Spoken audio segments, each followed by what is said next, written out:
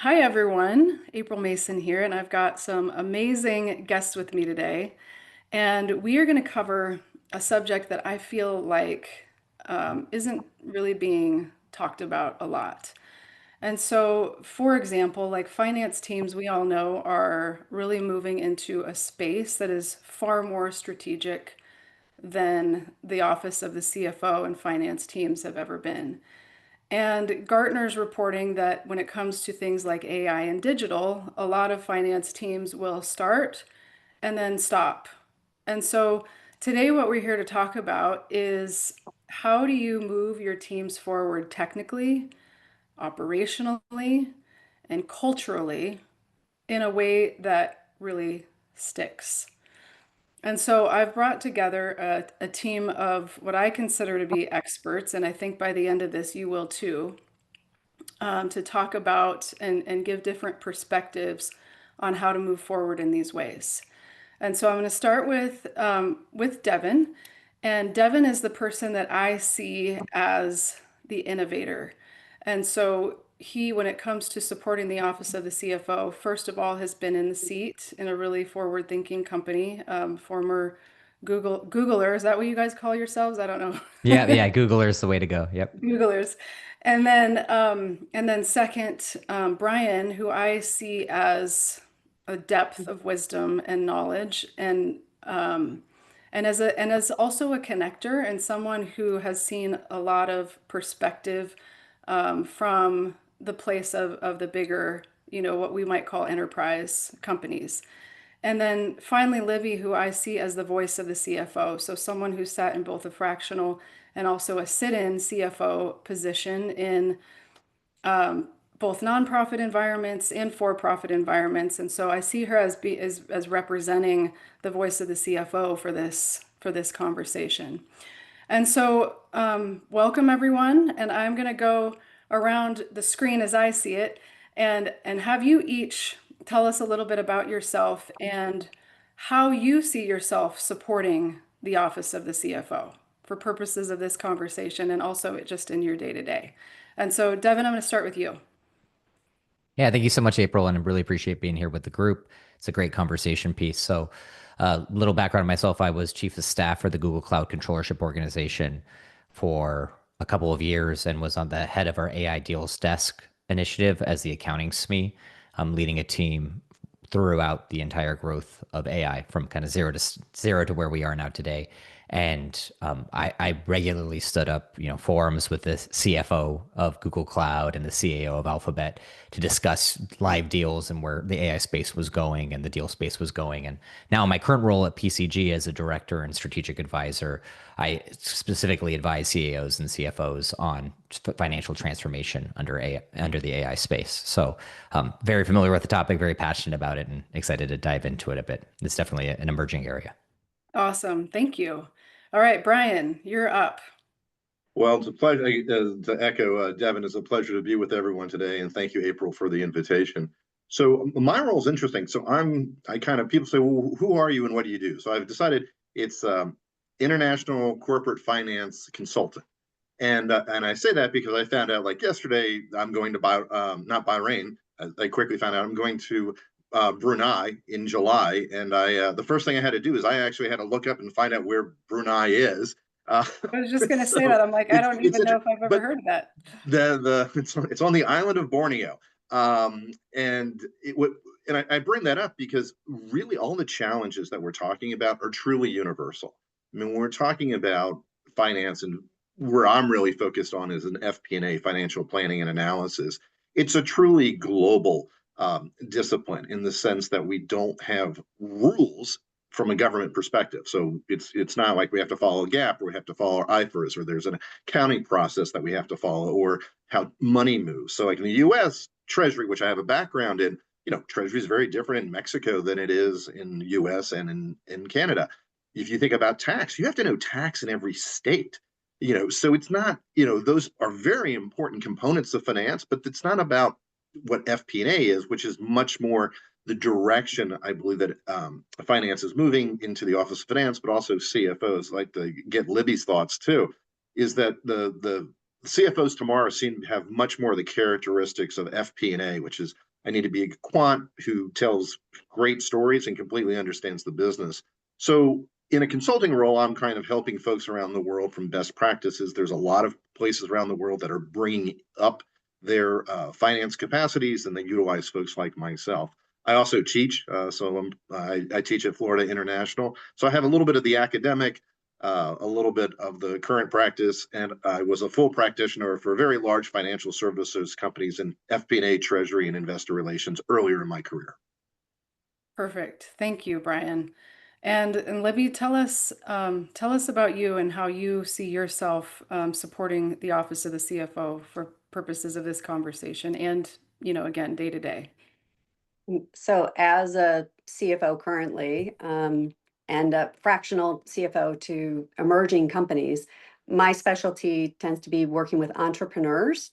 And everyone knows that when you're a startup, you don't necessarily have the money to hire all the staff that you need. And so I've spent many years leveraging AI and technology in order to scale the company without having to add headcount.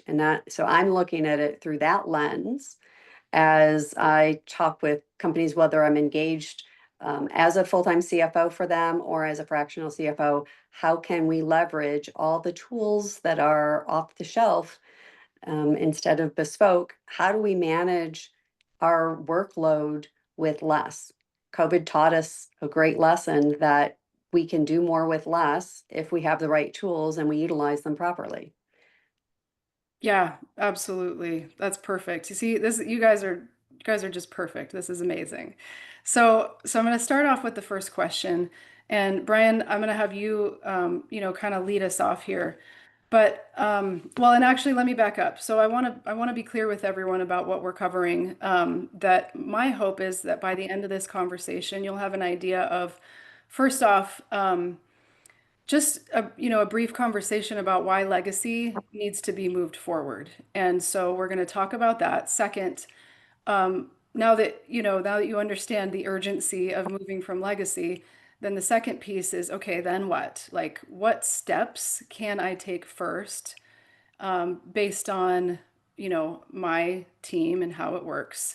And then finally, how do I make that change stick? So, in a nutshell, those are the three topics that I hope you walk away with some practical steps for.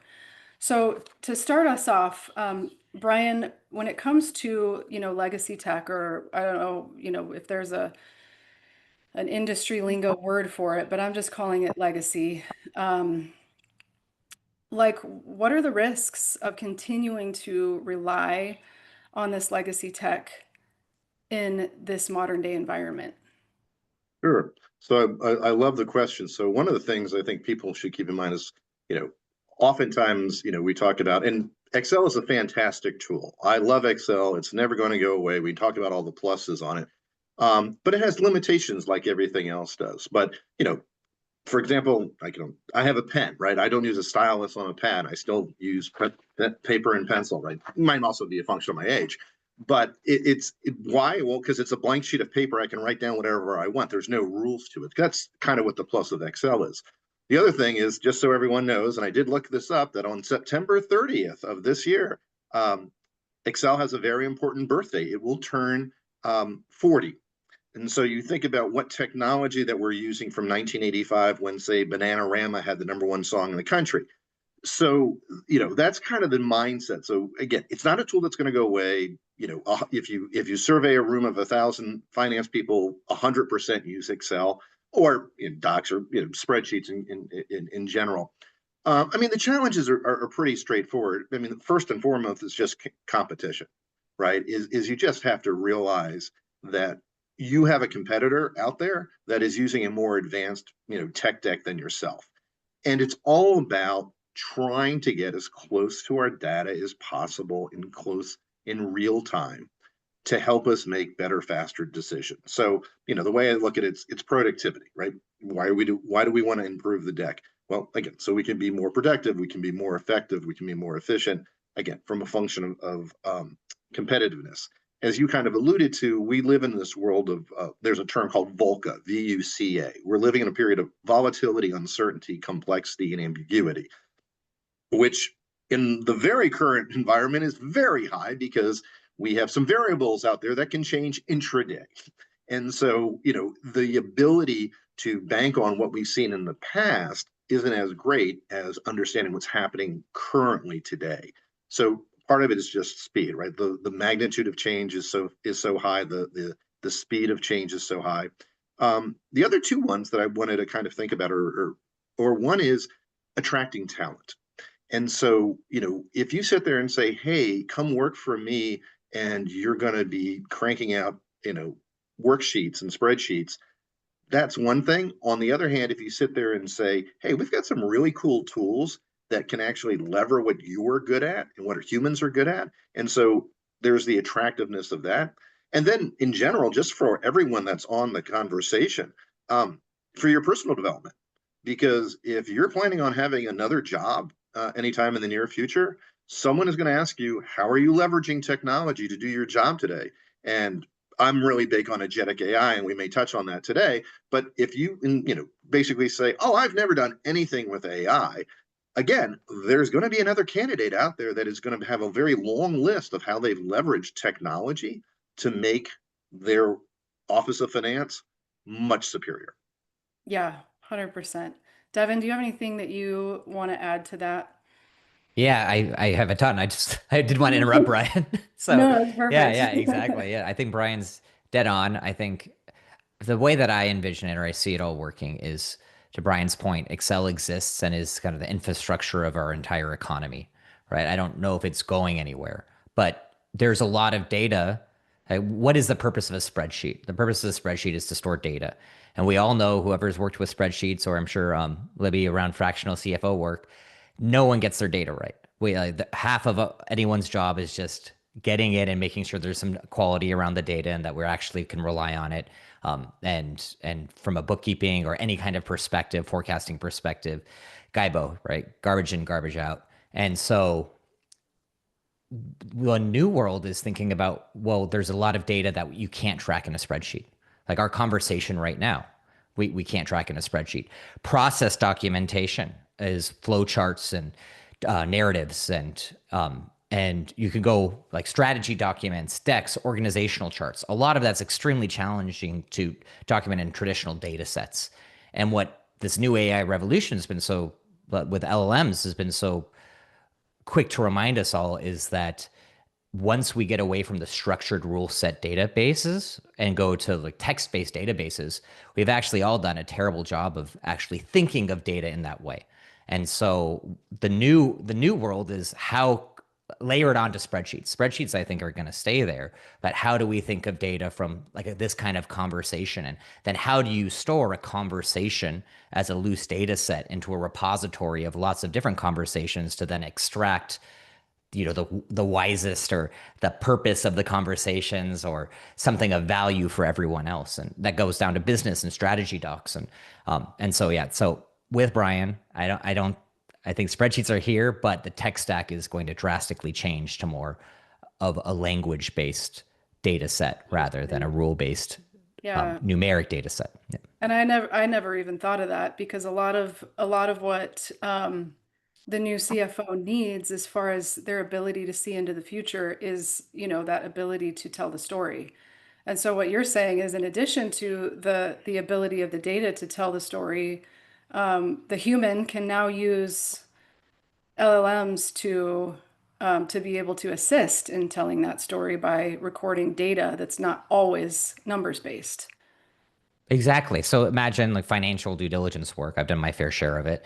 When you're doing an acquisition, a lot you'll get a data room and a bunch of data sets on here's what the acquisition looks like financially. But now you can actually go and have conversations with all the founders and the strategic conversations that you're having or the conversations you're having around what is the product fit and how is it going to change your tech stack and how are you going to integrate. All those conversations are now extra data sets. Then you can have an AI companion that synthesizes that and your dollar-based data sets to come up with strategic ideas with you to help in order to pull insights of how does that look compared to all of your other organizational initiatives, all your other products. Where would this fit? Are you missing something? So we're just going to the people who can use this are going to do things 10 to 100 times faster and 10 to 100 times better at one tenth the cost. It's just a matter of can you upskill yourself and upskill your team and find the people who are willing to do so. Right. Absolutely. And we'll definitely get to that. Libby, again, you mentioned that you work a lot with, with entrepreneurial ventures. I also see that some of the bigger, companies, a lot of times their downfall is that they're not entrepreneurial enough, And so as you're listening to, what Brian and Devon are saying, um, what are your thoughts and what questions come up for you? I would agree that with your statement that a lot of times the larger companies, it can be more cumbersome for them to make a change because they have processes in place. Uh, in an entrepreneurial work environment, you're doing multiple things. Everyone has more than one job. You're not as siloed as you can be in some of the larger firms where, as an accountant, you may just do prepaids and that's all you see. You don't see the bigger picture. You don't see how all of the puzzle pieces fit together. Whereas in a smaller firm, you are doing more than one task. So I agree with that statement there. However, larger companies also can leverage some really interesting tools that smaller companies can't necessarily afford.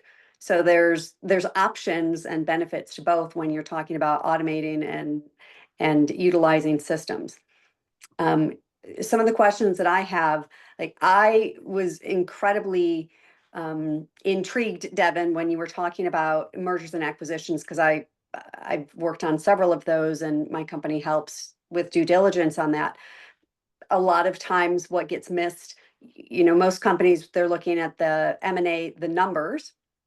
You're not necessarily looking at what's the cultural impact of merging two companies. And it's very intriguing to me, your idea that we gather this data and let the AI tools create the analysis on how might these synergies work on and consolidating cultures. And that's incredibly thought provoking. Yeah, and It something I was just having an interview with someone I work with a lot of AI based founders, and someone has this company called Inkwise. And their whole concept is recording conversations and document repositories like policies. And you imagine like a cultural based document. Like this is where yeah, we're a performance based culture or we're a fun culture, however you want to oversimplify it.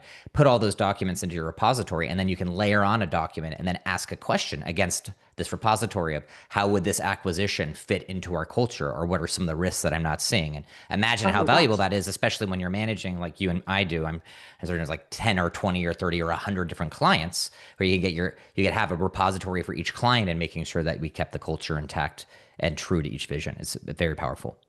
The ability to make better business decisions is exponential. I mean, it blows my mind looking at it from that perspective. So that I definitely want to talk to you more about that because that's exciting to me.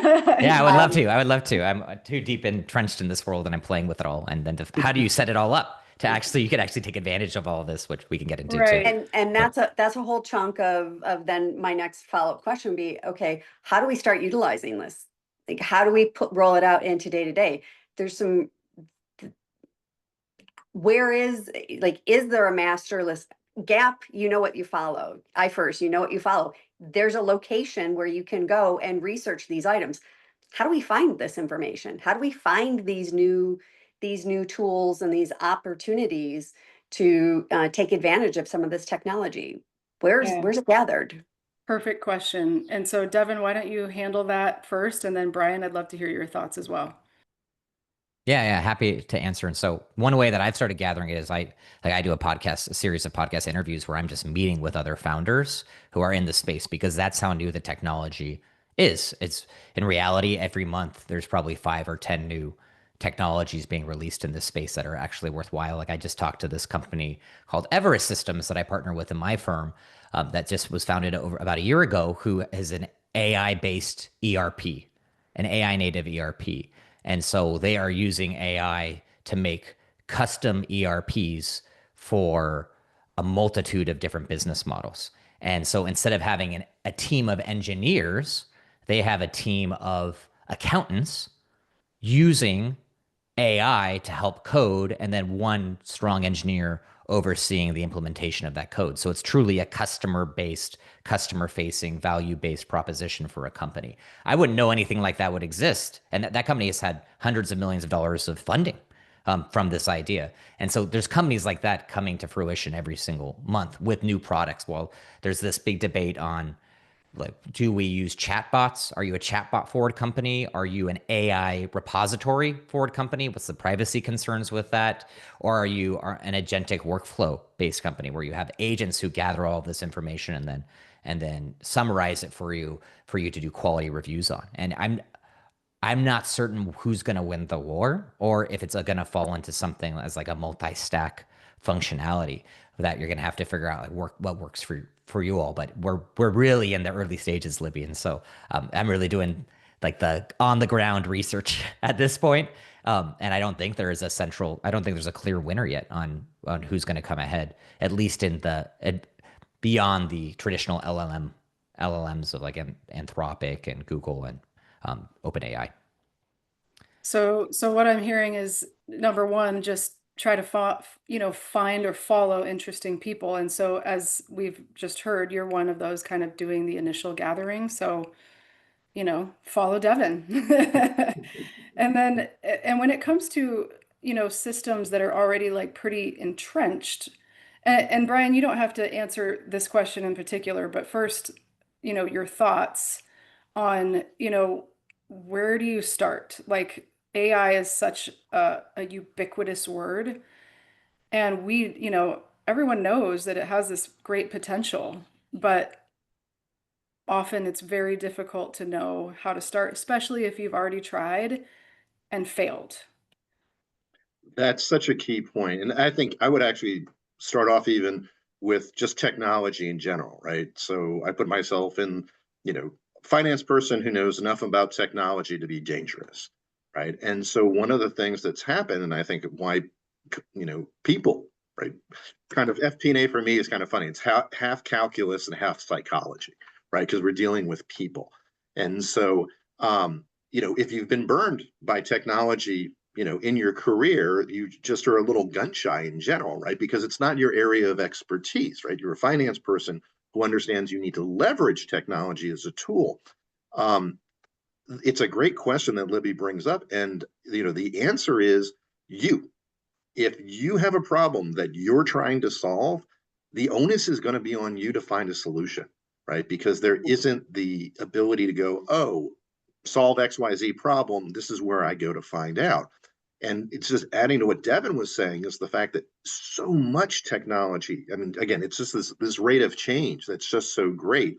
And so again, that also causes a bit of paralysis, right? I don't want to buy something today that's going to be outdated. Is AI, I run into people that don't believe in AI. It's going to be a fad like the .com was, and I'm not going to spend a lot of money buying, something that isn't real. And so, that's part of the challenge. I think for me, and Devon brought it up, is like I'm very focused on the agentic AI, because what we're talking about is really creating, a digital workforce. And so when we think about other technologies that we have, it's not a replacement for the technology, it's who's doing the work. And it's the idea of really trying to free up our high Q people from doing low Q activities, right? And so the idea is even I don't want to go on and on because I always can, but it's the idea that when we're talking about AI, so much of it is what's been in the news, what's in the media, and that's Gen AI. That's really not where I think, the benefit for the Office of Finance is going to be. It's going to be much more energetic, which is that we're leveraging the technology to do work that humans really shouldn't be doing. So it frees them up to do the things they should. To Libby's point, same thing. I work with companies that are startups that will never hire an AR person. They're never going to hire an AP person because they're just going to have AI do it. And so it's not a forced reduction. It's I'm never going to have to hire the one. and I don't know if this is touching on what Devon and Libby said, but no, it doesn't work for everyone, but broadly, AI is not going to replace people. People that use AI are going to replace people who don't. Yeah.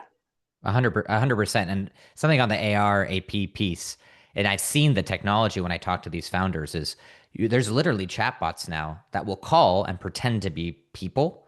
And they don't, and there's many states that don't have rules or regulations that have to disclose that it's an AI bot.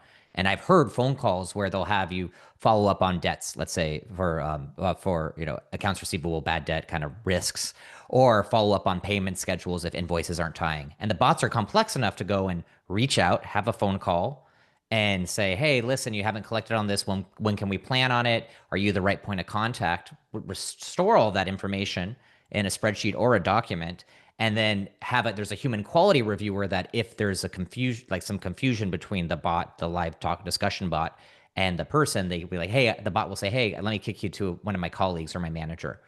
And it's crazy where the technology already is. Like something like 90% of people never figure out they're talking to a bot, and the work is completely automated. And we're at the infancy of this. So it's really remarkable what, like to Brian's point of what person really wants to be doing that? Calling people chasing after debts? That's probably like the least one of the really bad jobs in the world. I can't imagine you're like leaving feeling happy at the end of the day. And that role, it's a pretty tough one. So it's a perfect place where a bot can go and take that space. So it's really interesting where this is going to be heading. But then you have to choosing your tech stack to Brian's point and to your point, Libby, is gonna be really, I think, where we get our advantages of like once you research it and have your preferred partner ecosystem and build that out. And if you're constantly on the cutting edge, you're gonna have a huge advantage over like what's gonna happen to those AP and AR people or companies that base their work on that don't use this. They're gonna phase out in the next 10 or 20 years. Yeah. But those are also the two entry points that are so simple to get your toes wet in, and they can go really well or they go really poorly depending on how the implementation goes. There's some really great programs out there that allow you to manage your AP and your AR so easily as long as they're implemented well. And that's where the value add of the people doing the implementation come into play.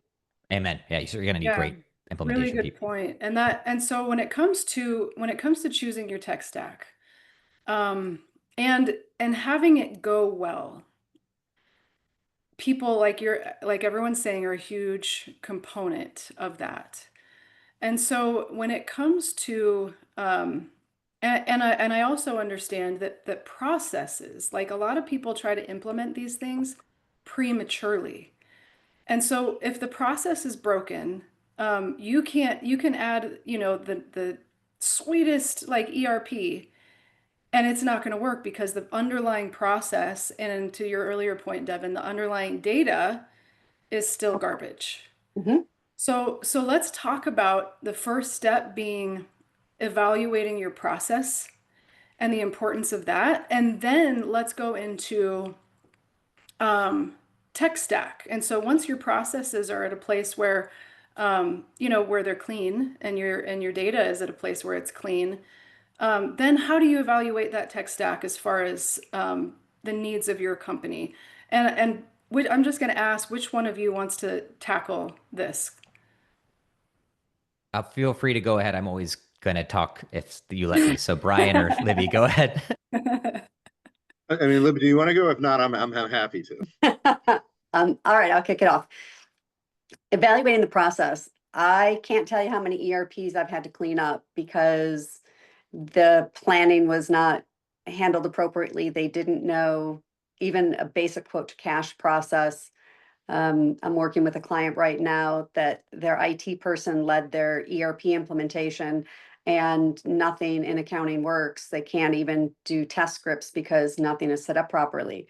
Um, I could probably speak for 3 years on why you need to have good documentation, and everybody that's involved needs to sit at the table and walk through. You need to do at least one walkthrough.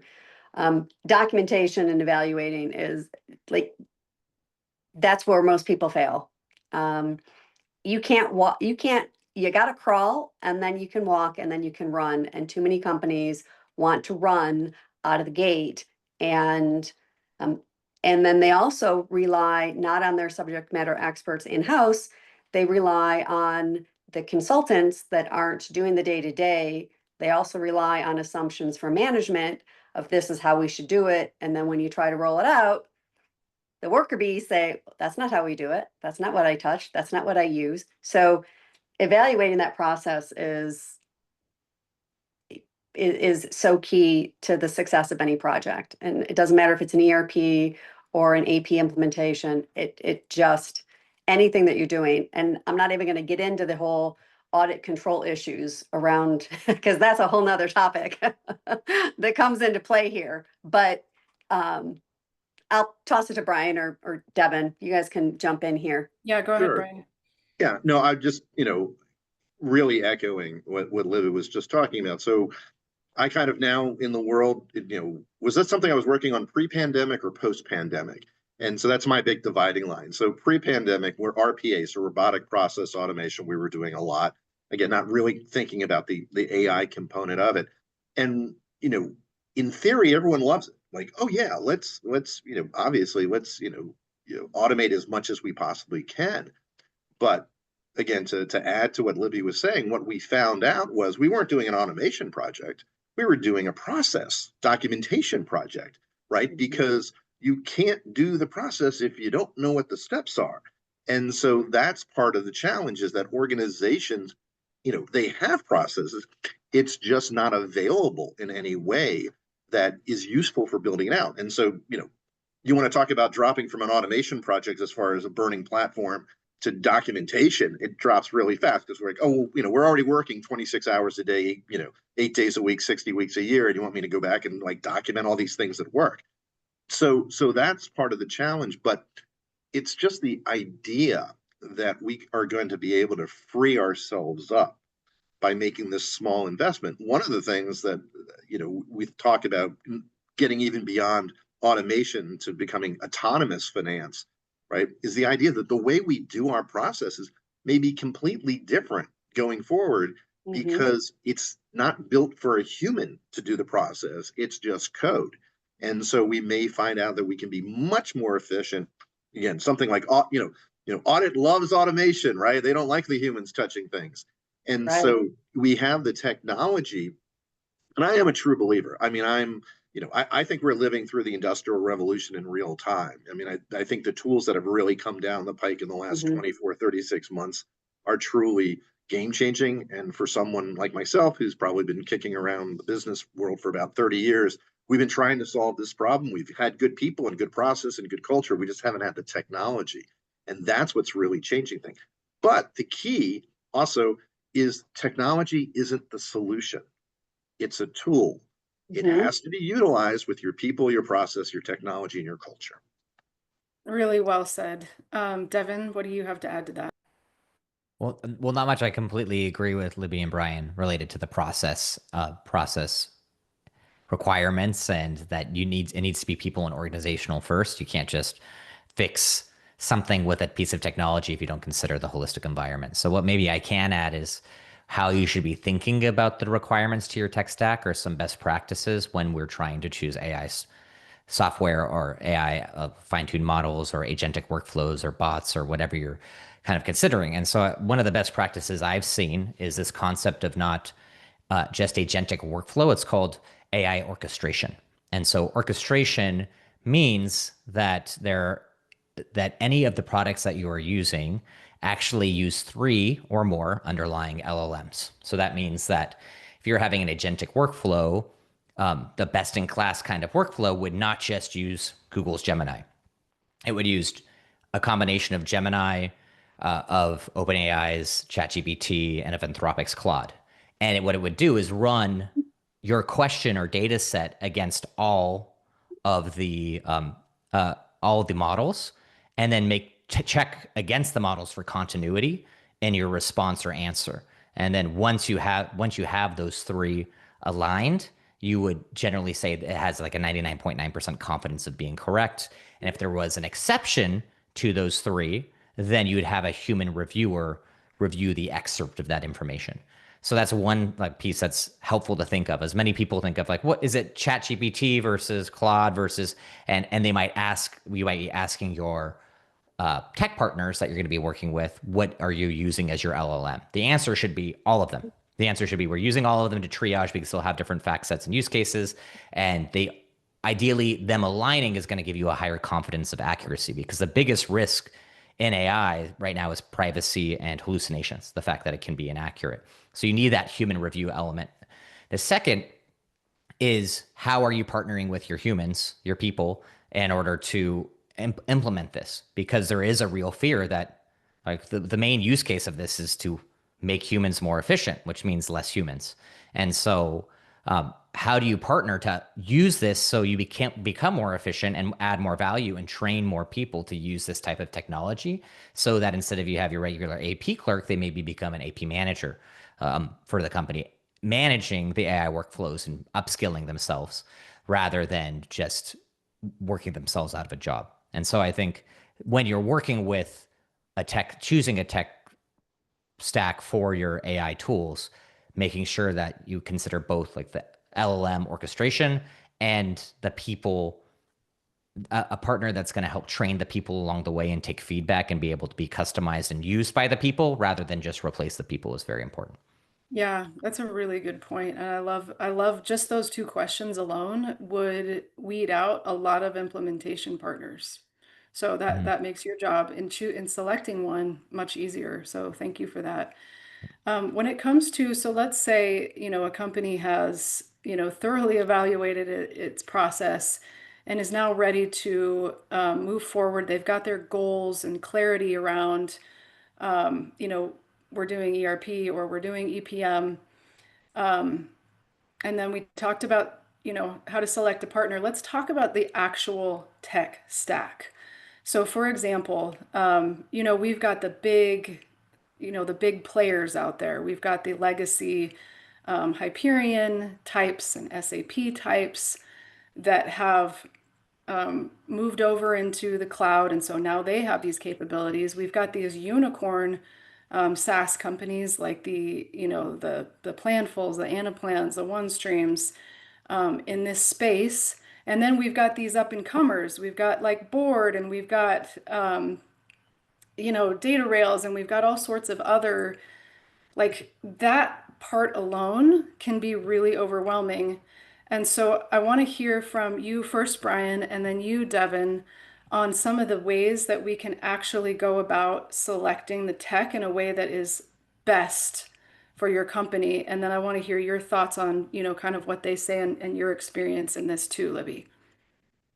So it is really interesting. So a little bit of history. We had one world before February of 2012, before Microsoft's Azure, and IT just told us what we could have, right? And so now we've unleashed the monster as it is. It's like, okay, now we have all these choices, but now the onus is on us, as we kind of talked about before. It's the Office of Finance. And so, I think it really comes down, what I've seen is it's really a matter of prioritizing, right? So I don't think, and love to get feedback from Devon and Libby, is like the idea that you're going to buy one tech that's going to cover everything from soup to nuts, I don't think is real, right? It's trying to find best in class and then where those connectors. And so, each one of those products has, I'm going to jump over the big three, but once you get to that next tier, is basically trying to figure out where their strengths are and where your priorities are. And so the idea that, and of course, again, they're going to promise, world peace, whatever technology they're selling to you.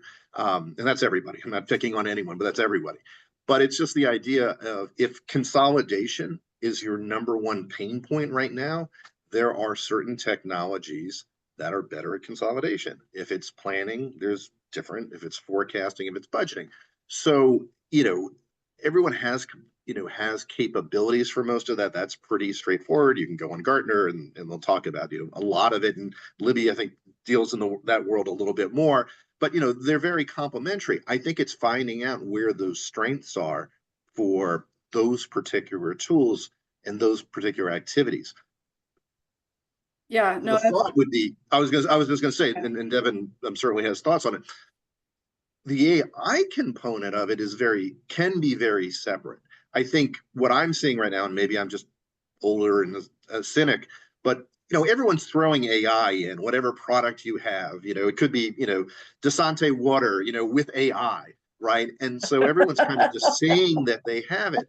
And I don't want to go on too long, but one of the questions that I have is discussions is that, so I'm a believer in startups. I like the fact that the technology is AI native. It was built to be AI versus honestly retrofitting things, right? So these systems, some of them have been around for 50, near 60 years, right? And or we're trying to put AI into it. So the question I made in throwing up is there's some people that saying, hey, I only look at AI. I'm only looking at these companies that are AI first. And I'm only looking at startups. And then the counter argument is like, well, the big ones are going to crush them at some point. They're just going to buy them, take them out. So it's an interesting debate which way to go. I think what you have to do is be agile and say, what is the time frame that you're trying to solve the problem for? Not like, what are we going to be using 20 years from now? Because I can guarantee you, we don't know what we're going to be using 2 years from now. I'm not going to make a bet on which technology it is, as kind of Devon was pointing out. So I think you have to figure out what your pain points are, what your time horizon is, and the fact that you're going to change over time is not necessarily a bad thing. Mm-hmm. Yeah, that's a great point. So what I'm hearing like come back over and over in this conversation is clarity is really important. So clarity around your process, clarity around your goals, and then clarity around those questions that are your priorities in order to select, your not only your tech, but your partner, your implementation partner and other things too. So so yeah, I just wanted to like those were coming up and I wanted to just point out that I feel like those are real themes clarity is really important as you go into any of these processes. Devin, what are your thoughts around again now kind of getting back to the tech stack itself? Yeah, I'm with Brian, and I'm guessing Libby here. We'll see what she says, but I think having consultants in the space that you can trust to help you navigate this is extremely helpful, and almost required, because you are going to have what happened in all other technological revolutions, right? Or when you had the App Store develop, it wasn't just one app that solved everything. Suddenly you had your dating app, you had your pay app, you had your budgeting app, you have each one solves it for its own use sets. And even though AI LLMs can be very generally useful, and I think that a consultant using them and who's dangerous with them can still be hyper productive and probably outcompete by 10x on rates and quality. The real value for the general layman is going to come from developing individual AI based agentic workflows, which you could just think of as the next level of applications in each of these different stacks. And so for PCG, the firm I represent, I think of it as like, what is our workflow? What ERP do we prefer? What inventory management software? What revenue modules? What payment processing? I go through all of our tech stack and say in my tech ecosystem, and I try to have one or two preferred partners in each. And I'm always inviting new people and reconsidering that tech stack for who's using AI the best, because what you're going to have is just like from the change of our old getting CDs and discs in order to install software to then having the online downloads and moving to the SaaS offering, then which was moved to cloud computing, which has all happened but in like the last 10 or 15 years, which is insane. Now you're moving into this AI based consumption based kind of model.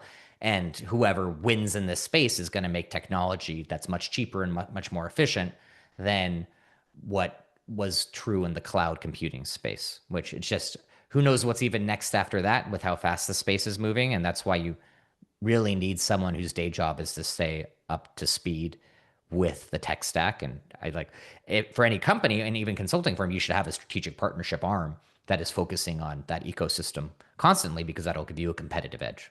Yeah, that's a really, really good point. And I love the fact that you talked about don't look for the one size fits all, because if you do, you're probably going to fail in some regard. Yep. And so those are both really good points. And to have someone whose job it is to stay up on all of these changes, as they come. Libby, what do you have? What questions came up or what thoughts do you have? I absolutely agree with both gentlemen that one size fits all doesn't really work anymore, and you shouldn't be looking for that as an option. Um, Doing the research, having those relationships, not transactional in implementation, but really building the relationship with your consultant group, leveraging your network. Like I ask a lot of my CFO friends, I'm looking at this software. Are you using it? How is it working? Getting feedback, surveying my friends and professional network. Um, the there are so many nuances depending on what the size of the firm is, and again, identifying your pain points, as Brian was saying, that's so key to making the decision, because what you're doing today, again, 24 months from now is probably not what you're doing or how you're doing it. I look at how our audits have changed so drastically in the last 24 months, from how we provide data support, in our annual financial audits, to how we did it a couple of years ago. It's crazy how quickly things are changing, and you have to be agile and you have to be responsive. And our role as a CFO has changed dramatically as technology has changed, and we're more data driven, and just the speed of everything. Everything is faster, and we have to be reactive to that. Yeah, absolutely. So I want to be cognizant of the fact that, if CFOs, aspiring CFOs, and those who are working those, 60-week a year type work weeks that you talked about, Brian, um, and kind of wrap it up so that they can, consume this in a timely manner. But last question. So one of the other things we talked about is people. And when it comes to, Brian, you said it really well in the sense that um, it's not that this tech is going to be replacing people. It's that people who understand the tech and use the tech are going to be replacing the people who choose not to adopt the tech. And so just kind of as a wrap up, give me your thoughts on the people. How if you were an individual, how would you go about leveling up your skill set? Or as a CFO, how can you bring your team along, to these rapid changes that are happening? And Libby, let's start with you on this one. I do a lot of lunch and learns. We have to. Um, you can provide people resources and tools, and you're always going to have that group that wants to learn and is engaged and is doing things on their own. And then you have the rest of the team that you may have to drag kicking and screaming into the 21st century. That group of people that, well, I've always done it this way. Why do I need to change? It's worked forever. Why do I need to change? Because the world has changed. And so I do a lot of lunch and learns. Those people that are interested, I'm happy to support, attending seminars, attending trainings, continuing education. It's a constant learning. At one of my companies, we had Coursera memberships for everyone, and let them go wild with finding new stuff. Here's in your performance plan, here's what you're required to take this next year or this next quarter. But then, since you've got a membership, go wild. See what interests you, what's out there, what spikes your interest. Because anytime you're learning, in my mind, anytime you're engaged in learning, we benefit. That means that you're growing. So those are things that I personally do, that the companies that I work with, that we encourage, um, all of the employees, because again, the skill level has, just like you're constantly having to increase your Excel skill. What was advanced 30 years ago? Writing a VLOOKUP is basic Excel now. It used to be advanced. And so as with any skill, you have to continue to level it up. So providing those opportunities for employees is key. And then also having to assess and determine, some people don't want to level up. They're happy living where they're at, and that's great. Let me help facilitate a transition to a position more in line with your skills than what I need. And that's a pain point for companies because there's lost productivity while you're looking for the replacement. However, it's necessary sometimes. And that's just the reality of the business and the changing work environment. Yeah, great points. Devon, what are your thoughts there? Yeah, I'll echo a lot of what Libby said. And so I'm trying to think if I can add anything really there. Of I kind of I agree with what Brian said earlier that people who can use AI will replace the people that Mhm. don't. But I also think we have to recognize the reality that it will also replace people. I think there will be less jobs available, especially at the lower levels. And that's kind of inevitable. And so, to Libby's point, the only way for people to have true job security, and I'm thinking over a 10 or 20-year time horizon, but it could be faster than that. It could be like a 3 to 5 year with how fast we're seeing things change, is to upskill and education. And in order to prioritize education, I'd say the biggest challenge there is cutting through the crap. If I put it plainly, is everyone and their mom right now can say that they're an AI expert. They're in one extreme. They're either an AI expert or they don't know AI. And it's obviously there's only 1% of that 100% of the population that knows AI that's truly experts. And so being able to cut through the noise and actually search for people doing stuff like this, where we're actually having live conversations, people having interviews, and actually knowing that your experts are digesting it rather than just they know how to use a chat bot is going to be really important. So, yeah, either intentionally building teams that are education driven or having consultants that are education driven to educate your teams. And as a CFO or leader, putting that as a part of your culture, an education driven culture is, in my view, not just going to make you have a competitive advantage. It's going to be a bit of a requirement with how Mhm. competitive for example, I've seen companies come into the space and in with a year of using agentic workflow take like large percentages of market share away from human workers, at much higher margins and at lower costs. And so people have to face that reality. So a way to phrase it, and I'm rambling because I know we're all cut on time, but just like when we move to Excel, like where there's still jobs, yeah, but if you stayed on paper, you're not you're those jobs don't exist anymore. No one's doing bank recons by paper or hand anymore. Maybe there was a few like 10 years ago or 5 years ago, but it's completely drying up. And so, and were there more jobs of people doing pen and paper, like tick and tying for audit 10 or 20 years ago? Definitely. You don't have as many audit staff doing that anymore, as Libby was pointing out. So just recognizing that change of workflow and requirements is going to be a really interesting challenge for us and a requirement to stay competitive in the business landscape. Yeah, and the fact that we've done it before, like you pointed out, we did it with Excel and we're still here. And so we can do it again. Yeah. Staying open to it rather than being afraid of it or rejecting it, is part of this equation too. Brian, what are your thoughts about how to up level? No, I mean, so many, Libby and Devin just, covered so much ground. I would say, it's so twofold. So for individuals, you're going to have to adapt to survive, right? The idea that I want to hold on to, and we can talk about any kind of job, it's like, back in horse and buggy, there was a guy who his job was to, clean up after the horses all day. And it's like, I don't want cars because that'll take my job away. It's like, well, again, nobody's going back to saying, well, let's have horse and buggies because that would have jobs.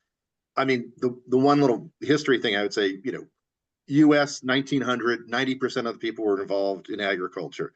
2000, it's 3%. If you ask those people in 1900, they're like, oh my God, we're going to have an 87% unemployment rate. Part of it is just the jobs that we're going to have tomorrow are so different. It's just the change is tough. Mhm. Humans hate change. Again, going back to the psychology part, whether it's, and even if it's going to a good place, right? The process of change is just uncomfortable for people. So I think it's twofold. One is that people are going to have ownership in their own careers to sit there and say, I need to adapt. I need to literally, you know, um, It was in Buckingham, break all the rules. There were three types of people: engaged, disengaged, and the worst thing of all, actively disengaged, right? So there's the people that want to fly, the people that don't, and then the people that want to kill the people that want to fly, right? And so you have to understand who those people are. But again, if you want to be successful in your career, there is, as Devon and Libby made abundantly clear, you have to develop. You need to actually make your ability, your agility to change a competitive advantage. You're better at changing than someone else. Or if you're a company, you're better at changing and adapting. But you need, and as Libby and I think Devon were talking about, but you also need support from the organization. So one of the things that I've seen is there is a much greater willingness to spend money on technology than on people. And so oftentimes what we've seen is that someone will go out and buy a Maserati and put it in the garage, and no one knows how to drive it. Oh, we probably don't even have any gas for it anyway, but we spent a lot of money and it looks beautiful and it can do a lot of things, except we've never trained anyone to use it right. I mean, I'd love to get Libby and Devon in your opinion. I mean, I think most tech people were using maybe 10 to 20% of its Mhm. capacity, right? And because we use what we know what to Definitely. use. A little Yeah. bit like Excel, right? We know what we need in Excel, and then there's other things that are out there. Like, yeah, but I don't use it, so I don't learn it. But we're so underutilizing even the tech decks that we have today, Mhm. because it's almost seen, as I hate saying wasted time, but we can't send the people training. Why? Because I need them to work today. It's like, well, no, for them to work better tomorrow with the technology that you're buying, you actually have to invest in them. Well, So yeah, it's two, right? It part of, I mean, a big part, like I said, the company can offer, like, Libby was talking about, you can offer, a license to Coursera and go wild with it, right?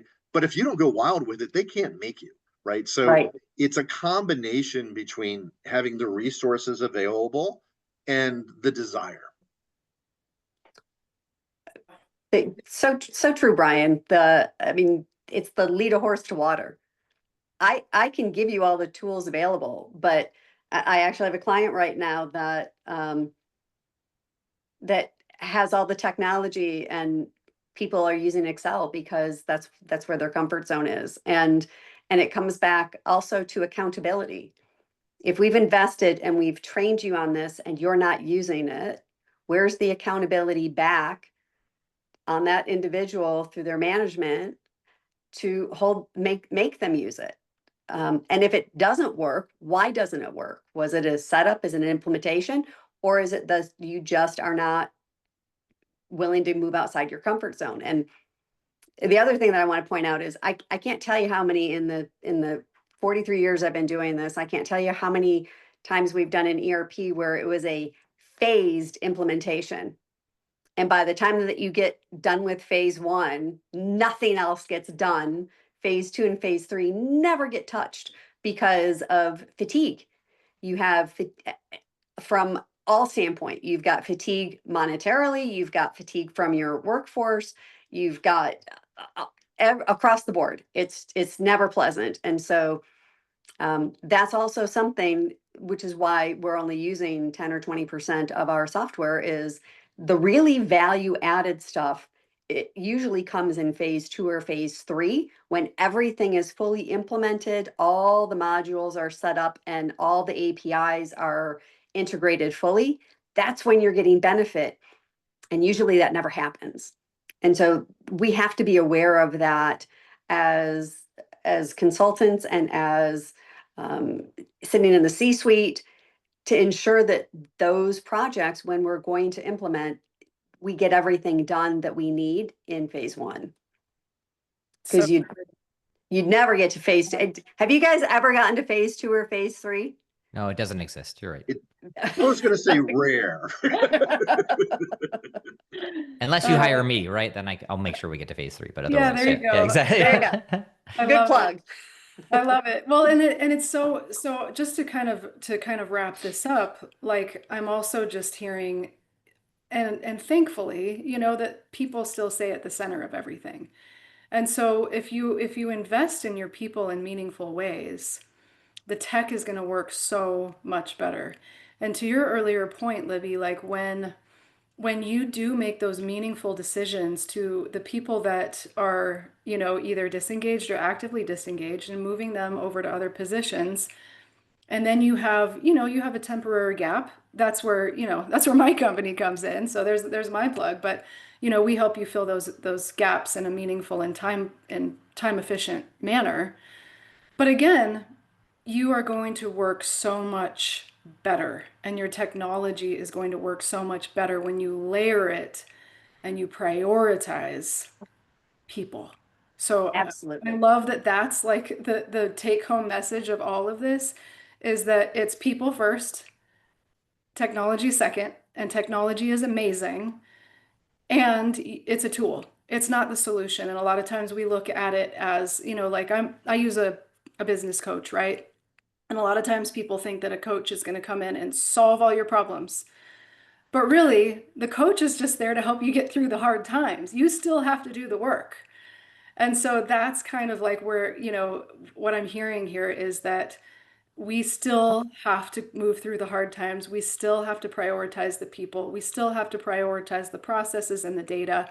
And then the technology just kind of comes in, and then the technology will make that difference used properly as a tool. So thank you again, everyone. I think this is a really fantastic discussion. I'm looking forward to, maybe our next one. We'll see what kind of feedback we get here. But thanks again, and we will talk to you later. Well, truly a pleasure. Thank you. Yeah, pleasure meeting you all. Thank you. Pleasure meeting you all. Thank you.